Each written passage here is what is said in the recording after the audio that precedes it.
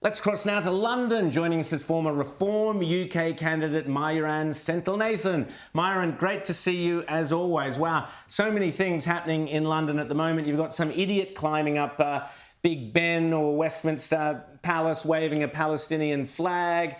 There we go, we can see him up there now. We've got all sorts of something which disturbed me, I have to say, incredibly, which was the way King Charles seems to be pandering to the Muslim community above all others.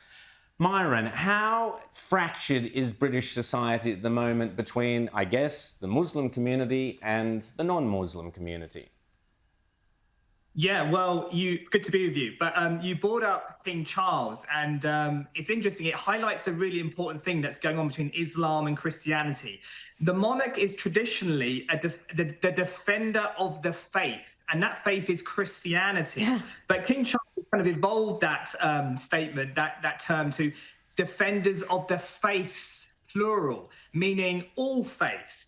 But I think he doesn't really understand the theology. I mean, Islam believes that Christ is merely a prophet and not a divine incarnation.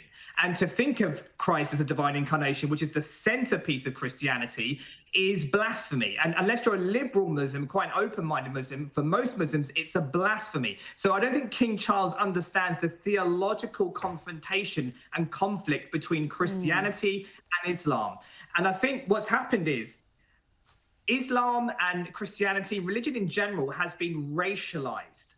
And what I mean by that is Islam is seen by the liberal elite in particular as being the religion of brown people.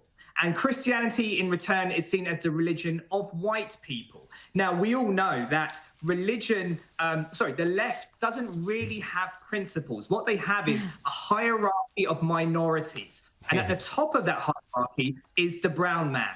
And so therefore, Islam, what we're seeing is Islam being getting special privileges and Christianity effectively being sidelined. And that's what we saw with King Charles. We saw him packing dates for the iftar celebrations for ending Ramadan. We saw him having a prayer session at Windsor Castle. But at the same time, not a single mention about Ash Wednesday, about Lent, about Christianity in general. We have Keir Starmer, our Prime Minister, who addresses a whole Muslim congregation saying that this Ramadan time is particularly difficult for you because of what's going on in Gaza. But at the same time, not mentioning anything about Christianity or indeed the slaughter of Christians across the world. And so there is a two-tier religious system that seems to be going on. And it's quite sad to see that Christianity and the Church of England, which should be really the kind of strength and the backbone of a nation, is actually being sidelined and almost brushed under the carpet because it's